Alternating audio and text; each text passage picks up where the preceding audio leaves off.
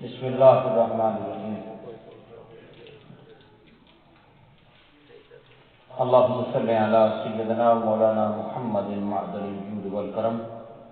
وعلیہ واصحابہ وابنہ الکریم وبارک وسلم۔ حضرات، اللہ رب العزت کی توفیق سے آج ہم اللہ کے گھر میں حاضر ہیں اور اس ماہ مبارک کے آخری عشرہ کی یہ 25ویں تاخرہ حضور سید عالم صلی اللہ علیہ وسلم نے اس مہینے کے آخری عشرہ میں لیلۃ القدر کی تلاش کا حکم دیا کہ اسے تلاش کرو، اور بعض اوقات آپ صلی اللہ علیہ وسلم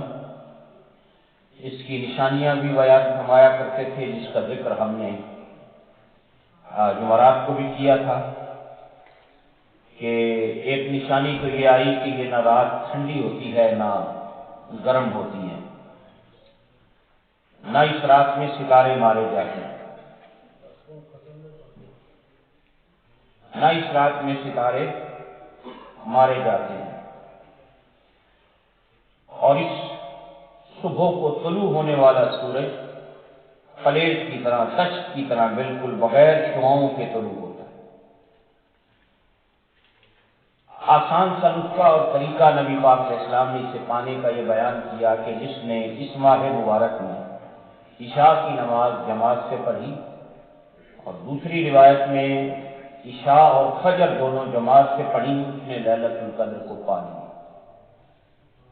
جس نے عشاء جماعت سے پڑھی اسے لیلۃ القدر مل گئی۔ دوسری روایت میں فرمایا جس نے عشاء اور فجر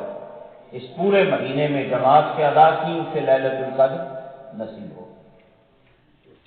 تو اللہ رب العزت اس ماہ مبارک میں کی گئی عبادات کو قبول فرمائے، اور نبی رحمت صلی اللہ علیہ وسلم کا صدقہ جو بھی نیکیاں جو آپ حضرات نے کی، سب نے کی، اللہ اپنی بارگاہ میں قبول اور منظور فرمائے۔ دوسری بات اس حوالے سے، رات ہمارے بھائی زاہد صاحب یہاں تھے، ان کی طبیعت خراب ہو گئی تھی، ماشاءاللہ وہ آ گئے گھر پر خیریت سے، اللہ تعالیٰ انہیں صحت سلامتی عطا فرمائے اپنے محبوب پاک علیہ السلام کو صدقہ۔ تو ایک بات میں نے اس حوالے سے یہ بھی آپ کی خدمت میں عرض کرنی تھی، ہم نماز پڑھ رہے ہوتے ہیں نا بعض اوقات، تو سب لوگوں کو تھوڑا سا ایکٹیو رہنا چاہیے، پتہ ہونا چاہیے کہ میرے ساتھ ایک نمازی کھڑا ہے، اب یہ اس کی طبیعت اچانک خراب ہو رہی ہے اور یہ گرنے لگا ہے، تو آپ کا کام بنتا ہے نماز چھوڑ کر پہلے اسے سنبھالنا۔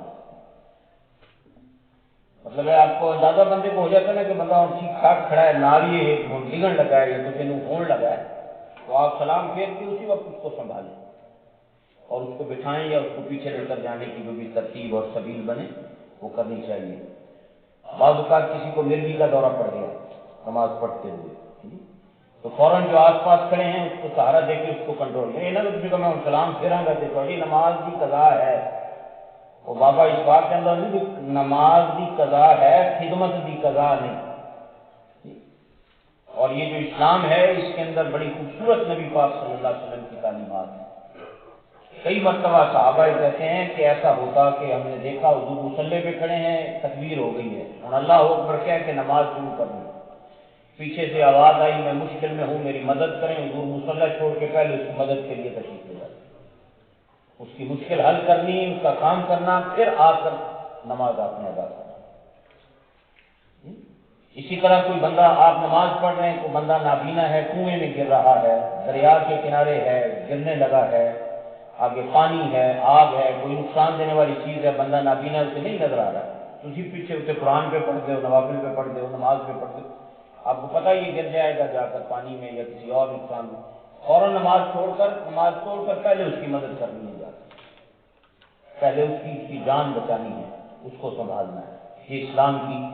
خوبصورت تعلیم ہے جو نبی پاک صلی اللہ علیہ وسلم نے ہمیں عطا فرمائی ہے۔ تو کبھی ایسا اگر موقع آ جاتا ہے، جیسے رات اچانک پہلے اس وقت تو ہم نے سلام پھیرا، ان کی طبیعت خراب ہوئی، تو اگر حالت نماز میں ایسے ہو جائے، اب تراویحیں پڑھ رہے تھے، میں نے اس لیے اپنے دوست اور 2-3 دوستوں کو، یہ بھائی قاسم بھی بیٹھے تھے ماشاءاللہ، یہ ہاسپٹل تک ہیلی فیکس تک گئے، ان کے ساتھ اللہ ان کو جزا دے، تو یہ ان کو میں نے کہا کہ آپ پیچھے چلے جائیں، آپ تراویحیں جو رہ جائیں بعد میں پڑھ لیں، جی آپ کی 2 رہ جائیں، 4 رہ جائیں، 6 رہ جائیں، آپ تسلی سے بعد میں پڑھ لیں۔ اگر کوئی ایسی سچویشن آ جاتی ہے بعض اوقات آپ نے نماز پڑھی جماعت کے ساتھ، اب تراویح ہم پڑھ رہے تھے، ان کی 2-4 مس ہو گئیں، تو جب انہوں نے وطر جماعت کے ساتھ پڑھے تو وطر کے بعد تسلی سے جو 2-4 رہ گئی ہیں وہ اپنی ادا کر سکتے ہیں۔ یہ ایک بات اس حوالے سے، اور دوسرا یہ کہ عشاء کے بعد تراویح کا وقت ہے، بعض اوقات اور بھی صورت ہے، آپ آئے ہیں نماز پڑھنے کے لیے، تراویحوں کی جماعت کھڑی ہے، آپ نے کہا کوئی نہیں میں فرض بعد میں پڑھ لوں گا، پہلے تراویحیں چڑھا جاؤں، نہیں پہلے فرض 4 پڑھ کے پھر تراویحیں چڑھانا ہے، کیونکہ تراویح کا وقت عشاء کے بعد ہے۔ اگر پہلے عشاء نہیں پڑھی اور آپ تراویحوں میں آ گئے تو وہ آپ کے نفل ہوں گے، تراویح نہیں ہوگی، تراویح پھر پڑھنی پڑے گی،